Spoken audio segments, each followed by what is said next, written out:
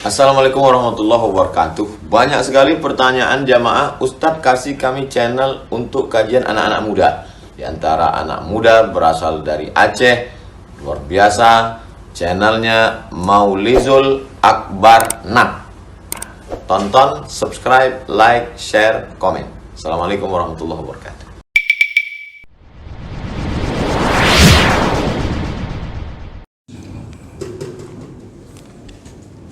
Assalamualaikum warahmatullahi wabarakatuh.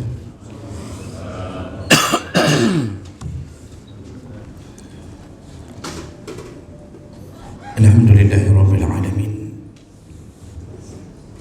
Wa bihi nasta'in ala umuri dunya waddin.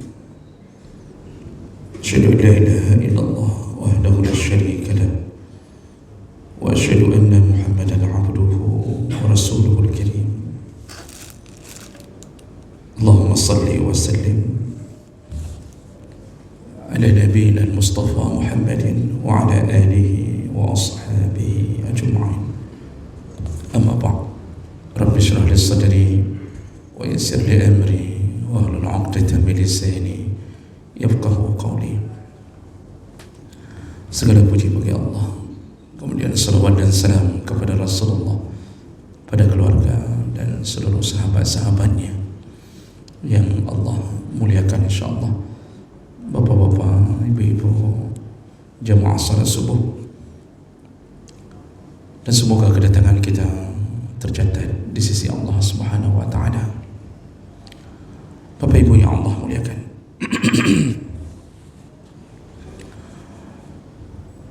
kita akan bersama sejenak antara 20 menit sampai 2 jam ke depan, insyaAllah.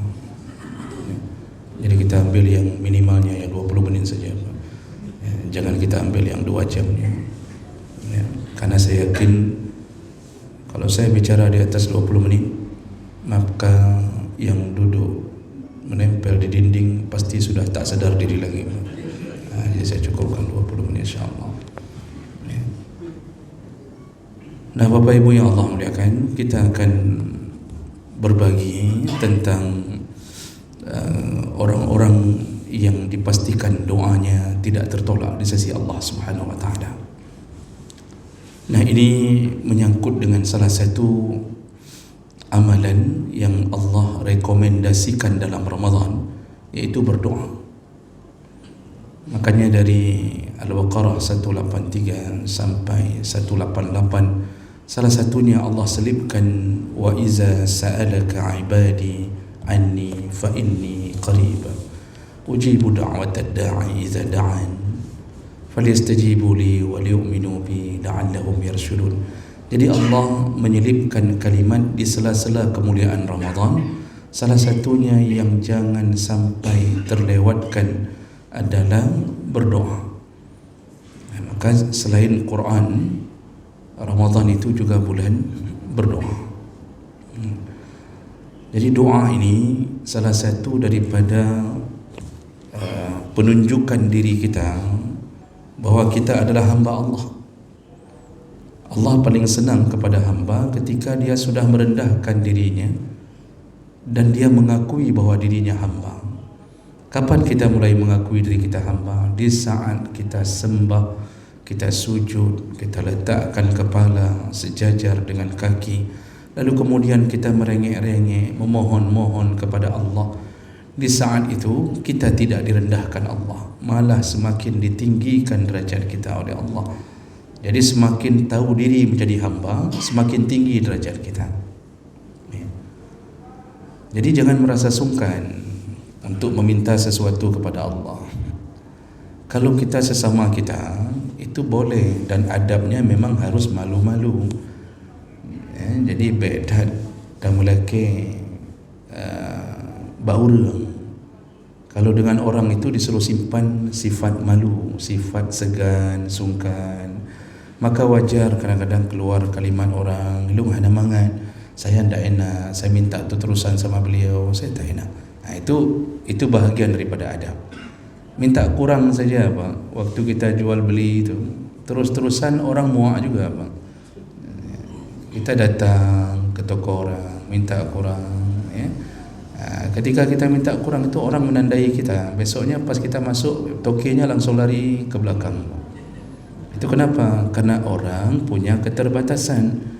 Kaya sekalipun sifat orang bukan sifat Allah.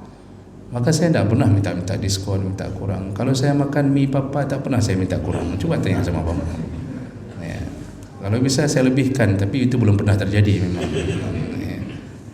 Jadi itu harga diri kita. Harga diri kita. Kalau mau kasih diskon itu kebaikan daripada penjual. Ya. Maka saya harap ke depannya mudah-mudahan saya dikasih diskon waktu jadi jamaah melakukan Allah itu dengan manusia. Tapi kalau dengan Allah tak boleh ada sifat itu. Tak boleh ada sifat tak enak. Tadi pagi baru minta sama Allah. Masa solat duha minta lagi? Masa solat duhur minta lagi? Yang makin le sifatnya, itu makin banyak sifat itu makin Allah tak suka. Kenapa? Pertama, kita mulai meragu-ragukan kekuasaan Allah Subhanahu wa taala. Jadi semakin rasa segan kita meminta, itu kita mulai meragukan kekuasaan Allah. Padahal Nabi sudah bilang, seandainya jin dan manusia dikumpulkan Allah dari awal penciptaan sampai akhir, lalu kemudian diizinkan setiap mereka meminta permintaan sehebat-hebatnya permintaan. Satu orang, satu jin, satu orang silakan minta sehebat-hebatnya permintaan. Minta apa? Minta istana isinya istri 4 orang, kemudian kaya raya, minta sehebat-hebatnya. Kata Nabi, Allah akan kabulkan semua permintaan itu. Semua Allah kabulkan. Lalu kemudian di ujung hadis Nabi menyebutkan, setelah Allah kabulkan semuanya, yang keluar dari sisi Allah hanya setetes air di tengah samudra. Hanya setetes air di tengah samudra. Bukan setetes air di tengah ember. Bukan setetes air di tengah gayung. Di tengah samudra, yang tingkat kekayaan Allah Subhanahu wa taala. Jadi jangan merasa ya namangan terus-terusan kita minta, ni pun rumah udah 2M ni, kemudian ini juga dah dikasih mobil udah 3, masa saya minta lagi sama Allah? Malulah. Lihat para nabi, Pak. Para nabi itu yakin sekali dengan kebesaran Tuhannya. Nabi Sulaiman itu sampai minta, ya Allah, habali mulkan, berikan aku kerajaan yang belum pernah ada sebelumku dan tak akan pernah ada setelah aku. Maka menghambur kerajaan Sulaiman. Pasukannya pasukan dari bangsa jin, bangsa binatang, semua dijadikan pasukan Sulaiman. Gara-gara hanya satu permintaan Sulaiman, berikan aku kerajaan yang tak pernah ada sebelumku dan tak akan ada setelahku. Maka tidak ada lagi kerajaan seperti Sulaiman alaihissalam. Nah, jadi jemaah melakukan Allah Subhanahu wa taala. Jadi kalau minta itu bermelambung, kalau minta itu berlambung-lambung, Pak. Terjemahannya begitulah kira-kira, kan? Sampai Nabi mengatakan, kalau engkau minta sama Allah, mintalah surga Firdaus. Jangan minta surga selain Firdaus, mintalah surga Firdaus. Jadi usahakan perbanyak doa. Malah kalau kita tidak suka berdoa, kita sombong, Pak. Kesan kita di sisi Allah seakan-akan engkau mampu mengatur hidupmu sendiri. Maka orang yang tak suka berdoa disebut oleh Allah yastakbiruna an ibadati. Mereka sombong. Makin banyak doa, makin disenangi Allah Subhanahu wa taala. Dengan manusia seperti tadi, jaga-jaga, Pak. Orang tua kita sendiri saja kalau banyak kali kita minta, Pak. Itu yang ibu kita yang penuh kasih sayang kepada anaknya. Banyak kali kita minta, apa ujung kalimat yang kita dengar? Kalau keje ku tanpa ketiga. Begitu kata mama kita. Ini bukan pengalaman pribadi tapi kira-kira begitulah. Kalau dah terus minta ini, minta itu, kan Pak, ujungnya begitu ujungnya. Nah, oleh kerana itu jemaah melakukan Allah Subhanahu wa taala, jangan ragu, jangan segan, mintalah kepada Allah yang Maha Kaya, Al-Ghani, yang Allah bisa memberikan segala-gala. Cuma kenapa Allah tidak turunkan di dunia semuanya? Karena dunia ini memang dicipta bukan untuk berbahagia. Makanya tidak diturunkan. Tu apa diturunkan semua di sini, Pak? Mau taruh di mana? Bapak baru diberi 2 mobil aja, kepayah berdua berumah tetangga. Mana satu lagi mobilnya Pak? Ada di rumah tetangga Ustaz, saya tidak ada garasi. Baru satu aja sudah tidak ada garasi. Itu saja kita luar biasa fakirnya kita di hadapan Allah Subhanahu wa taala. Baik. Dengan begitu, berdoalah sebanyak-banyaknya, setiap waktu, kapanpun, dimanapun, berdoalah. Ya, karena doa itu disukai Allah. Nah, dari semua orang-orang yang berdoa, itu ada golongan orang-orang yang kalau dia mengangkat tangannya berdoa, pasti dikabulkan Allah. Nah, ini posisi ini yang selayaknya kita jaga. Ya, karena doa kalau sudah dipanjatkan itu sampai, cuma keputusannya ada yang dikembalikan, ditolak oleh Allah. Jadi kalau doa tetap didengar oleh Allah, cuma ada yang ditolak setelah didengarkan. Jadi ada penghalang doa, dan penghalang doa itu juga harus dihindarkan. Penghalang doa paling kuat apa dia? Yaitu apabila tubuh ini melekat pada sesuatu yang haram. Jadi pajuh haram, makan haram itu adalah salah satu penghalang doa. Jadi jangan bangga sekali kalau kerja kita selalu bawa pulang yang haram, belanja dengan yang haram, lalu membeli baju serba 35.000 dari harta haram, lalu kita memakai jubah, gamis, kain sarung, peci, tapi belinya dari peng haram. Berdoalah panjang-panjang, tak akan diterima Allah sekalipun. Jadi yang kita jalani ini apa? Bukan hasil doa kita, tapi hasil apa yang tertakdirkan dari Lauhul Mahfuz. Jadi jangan pikir kita ini diberkahi kalau tak ada doa. Hidup begitu saja, tapi tidak dibarengi dengan keberkahan.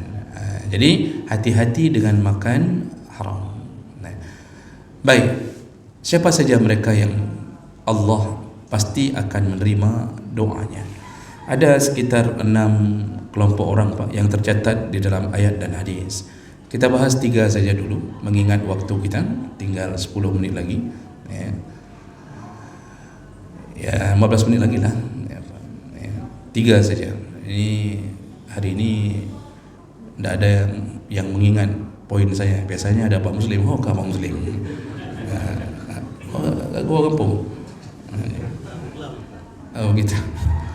Karena biasanya ada yang mengingat-ingat beliau walaupun tertidur di dinding tapi mengingat semuanya. Itu kelebihan beliau. Nanti malam kita lihat pembalasan dari beliau kalau ada, insyaallah.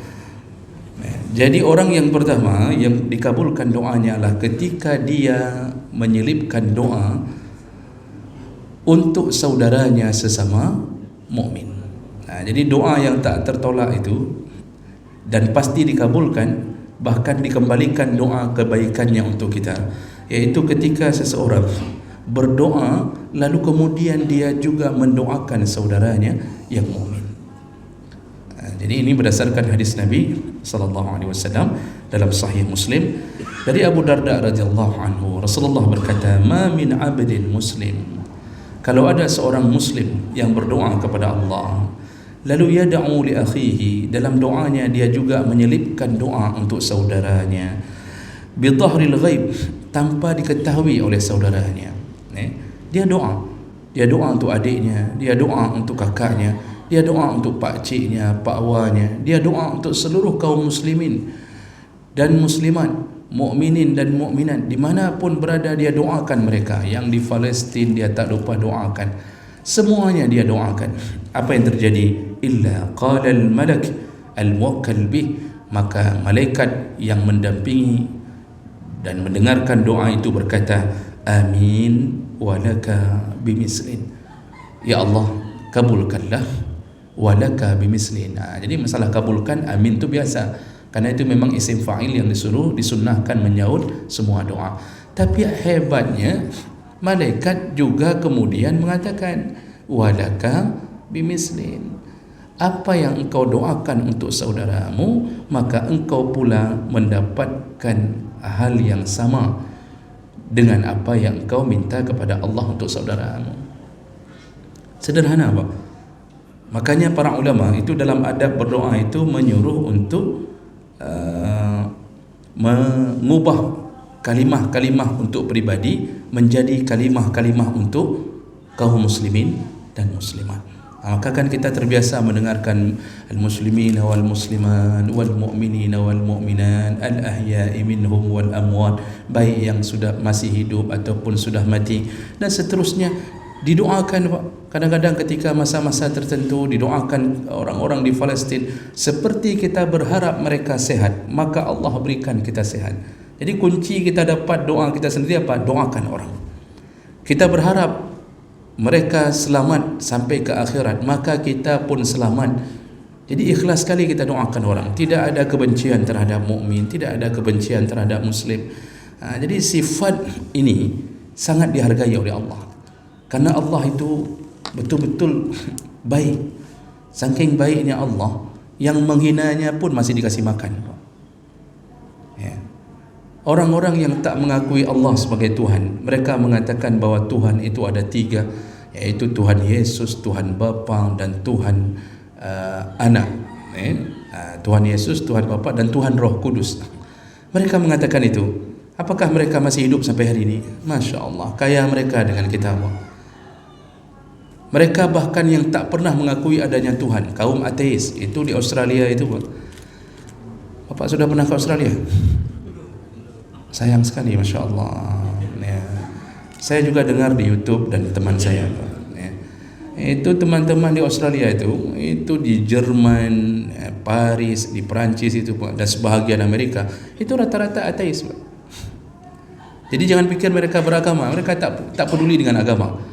Mereka sering menanyakan what is the God? Itu untuk apa? Tuhan itu untuk apa? Kita hidup cari rezeki, sakit perut, kalau sakit kencing, selesai di situ. Mati kubur, mati tanam. Selalu gitu kan bahasa kita masa konflik, mati tanam. Jadi tidak mikir panjang kok. Tak peduli mereka masalah nanti bertemu, dibangkitkan Allah, tak peduli. Tapi masihkah mereka hidup? Kaya mereka dengan kita.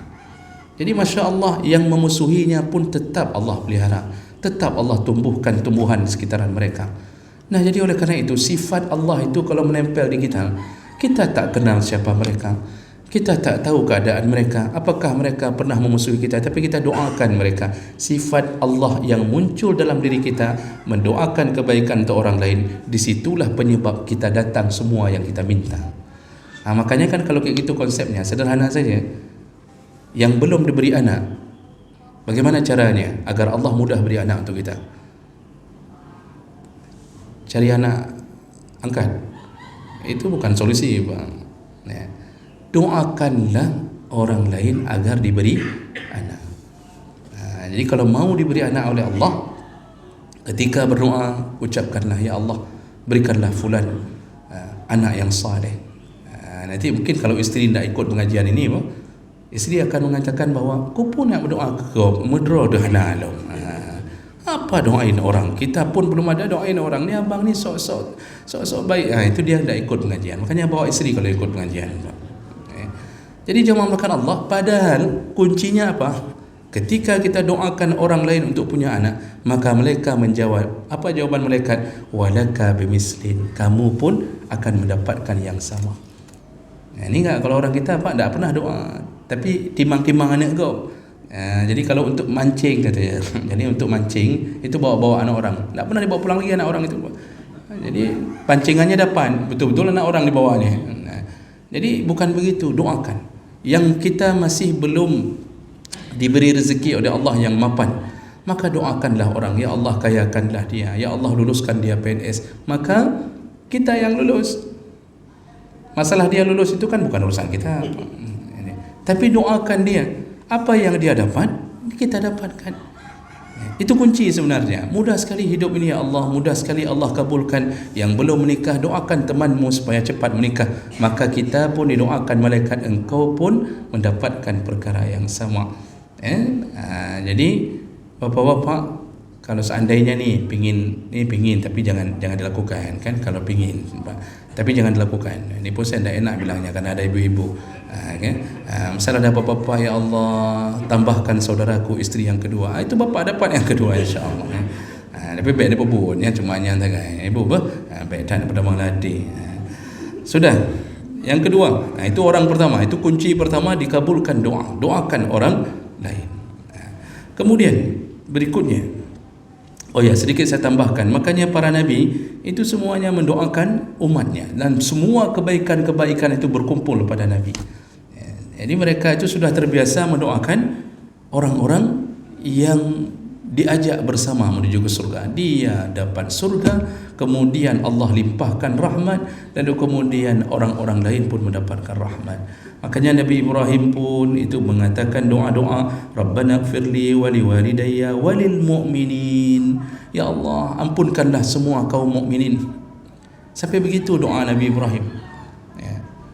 Nabi Nuh juga mendoakan walil mu'minina wal mu'minat. Jadi para nabi itu tahu kunci berdoa itu begitu. Baik, itu yang pertama. Kemudian yang kedua, ini sudah 20 menit. Saya ambil sedikit waktu, Pak, 5 menit. Ya, mungkin bisa saja setengah jam.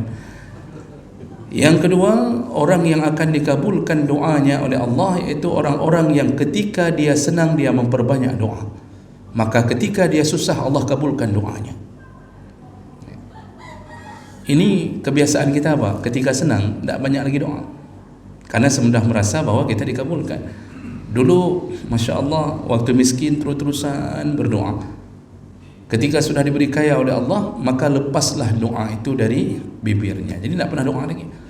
Nah, ketika dia diberi miskin kembali, diberi sakit oleh Allah, diberi musibah, maka doanya tak didengarkan kalau dia ketika senang melupakan Allah Subhanahu wa taala. Jadi kalau mau diterima doa oleh Allah, banyak-banyak berdoa ketika diberi senang, diberi bahagia oleh Allah Subhanahu wa taala. Dan ini berdasarkan hadis Nabi riwayat Tirmizi dari Abu Hurairah radhiyallahu anhu. Rasulullah mengatakan, "Man sarrahu ay yastajiba Allah lahu 'inda syada'id." Barang siapa yang mau doanya dikabulkan ketika dia ditimpa kesusahan, wal karbi, dan kesulitan atau musibah, fayuksiru ad-du'a firraha, perbanyaklah doa ketika engkau merasa bahagia. Jadi ketika kita mapan, jangan lupa doa. Maka ketika Allah beri ujian kita, semua yang kita minta dijawab oleh Allah semuanya. Ketika kita sudah lulus menjadi PNS misalnya, itu perbanyak doa. Karena tidak selamanya Pak PNS terjamin. Karena orang selama ini kan mikir kalau sudah jadi PNS insya-Allah terjamin sampai tua. Bisa saja negara ini kolaps sebelum tua. Di Palestina itu dia juga kerja-kerja pemerintahan. Begitu diserang oleh Israel, Pak, semua kantor tutup, semua gaji tidak keluar lagi. Jadi jangan pikir bahwa kita akan aman-aman saja kalau kita berharap pada manusia. Tidak. Semua ketentuan Allah bisa berlaku tiba-tiba. Apalagi negara ini memang kacau sekali, Pak. Ya, dan ini sasaran empuk orang untuk menghancurkan keadaan. Jadi korupsi di mana-mana, kemudian kehancuran peradaban sedikit demi sedikit, kemudian Islam terkikis. Itu hal yang sedang terjadi di negara ini. Maka oleh karena itu, barang siapa yang sedang diberi oleh Allah Subhanahu wa taala kesenangan hidupnya, di saat itulah dia memanjatkan doa kepada Allah dengan berbagai keadaan. Dia bersyukur, dia memohon-mohon agar ditetapkan hartanya, ditetapkan keberkahannya. Ketika ditimpa kesusahan hidup, maka Allah akan dengarkan doanya. Jadi kan ini kan sama seperti hidup kita, Pak. Kita ini kan tak suka ketika kita memelihara seseorang, dia miskin atau dia anak orang miskin atau anak yatim. Ketika dia sudah senang, tidak sedikit pun dia mencoba untuk menyambangi kita. Tidak sedikit pun ada kalimat yang dia kembali menelepon kita atau datanglah paling kurang bawa parcel lah, atau tidak ada lagi. Pasti ketika dia susah kembali kita akan mengatakan apa? Kau apa peduli ni? Usah peduli lagi. Ya, kenapa? Waktu senang nak ingat katanya. Waktu dia senang nak ingat katanya. Membaca nak ingat, bah menaji, bah kemahaya. Kan begitu bahasa kita, Pak. Itu kenapa? Waktu diberi kaya dia tidak teringat. Ya. Dulu kitalah yang memilih dia, Pak. Dulu kitalah yang memilih dia. KTP kita kasih, kemudian macam-macam, Pak, sampai ratusan ribu KTP kita kasih. Dia yang datang ke rumah kita, kemudian berbaik-baik dengan kita, memohon suara dari kita dan segala macam. Ketika sudah terpilih, medeh mestiga pergi handeh di rumah. Ya. Dia traktir pun tak pernah sama sekali. Ada dia ajak, kita pula yang traktir. Kan kurang ajar anggota DPR gini. Kita yang pilih dia. Tapi kemudian ketika dia senang, tak sedikit pun dia balas kebaikan. Ketika dia susah kembali, tak terpilih di periode berikutnya, maka kita akan mengatakan apa? Cok, paju. Cok kata kita. Kan begitu, ketemu sama dia, dia bilang, oh maka pilih ke hai 3 tu lah macam kan, dia bilang begitulah contohnya kan. Kita akan mengatakan, mati ke aku pilih nikah. Aku pakak tak bawa kampung, aku pilih nikah, mesti roh aku pilih nikah. Apa situ Pak? Kenapa? Ketika senang tak mengingat dan tak mensyukuri Allah. Ketika susah Allah tak mau lagi mengingatnya. Maka mau dipelihara oleh Allah kebahagiaan hidup walaupun diselangi dengan ujian, banyak-banyak berdoa ketika senang. Ini makanya bapak ni wajah-wajah PNS Pak, jangan lupa doa. Ya, wajah-wajah BUMN yang PNS yang kakaya Pak, bela-bela berdoa. Ya, bela-bela bersedekah. Jangan doa-doa aja, kredit mati. Doa kok le doa Ustaz. Tapi di telinga orang, doa kok le kredit mati kali. Nah, ini yang kedua. Yang ketiga, terakhir, Pak, terakhir. Ini udah betul-betul terakhir ni. Orang ketiga yang pasti dikabulkan doanya oleh Allah Subhanahu wa taala, yaitu orang-orang yang sedang terzalimi, orang-orang yang teraniaya. Dan ini berdasarkan hadis Nabi sallallahu alaihi wasallam dari Muaz bin Jabal, hadis riwayat Muslim dengan derajat yang sahih. Apa kata Rasulullah? Ittaqi da'watal madlum. Hati-hatilah kata Rasulullah dengan doanya orang-orang yang terzalimi. Fa innahu laysa bainallahi hijab. Karena orang yang terzalimi kalau berdoa, maka tidak ada hijab antara dia dengan Allah Subhanahu wa taala. Maka orang terzalimi itu Pak, doanya langsung diterima. Di dalam hadis yang lain nanti disambung oleh Nabi, wa in kana kafiran, walaupun dia kafir. Dalam hadis yang lain, wa in kana fajiran, walaupun dia ahli maksiat. Jadi Allah tidak peduli. Allah tidak peduli mau kafir, mau ahli maksiat, kalau posisinya terzalimi, diterima oleh Allah Subhanahu wa taala doanya. Makanya kalau ada misal orang Cina apa? Ini contoh Cina, seperti kejadian 1998 kan, yang Cina dipukuli, direbut hartanya, dijarah tokonya. Cina itu tak tahu hadis ni. Kalau Cina itu tahu hadis ni, dia angkat tangan, dia minta sama Tuhan kita, Pak. Jadi karena Cina itu tak tahu, dia cuma tahu Cina itu ada yang buta di Aceh. Cina buta maksudnya. Yang lain mereka tak tahu. Seandainya mereka tahu, mereka angkat tangan, ya Allah, Tuhannya orang Islam, itu hamba-Mu telah menzalimi kami. Seandainya dia doa, Allah dengar doanya. Walaupun dia tak mengakui Tuhan itu Allah, tapi Allah dengar dan Allah akan mengabulkan doanya. Allah kabulkan, bukan Allah senang dengan agamanya, bukan Allah ridha dengan agamanya, tapi Allah tidak mau dianggap tidak adil sebagai Tuhan yang maha kuasa. Makanya Allah akan terima doa siapapun yang terzalimi. Cuma sayangnya kita begini, kita terzalimi, jadi kita dizalimi, Pak. Pas kita berdoa, rupanya ada penghalang doa. Kita terzalimi, tapi dalam tubuh penghara mandum, kajinya ke tutul alam. Kita terzalimi, tetapi kadang-kadang kita tidak ikhlas meminta kepada Allah. Jadi waktu terzalimi itu masih dalam fikiran kita itu bukan hanya Allah penolong.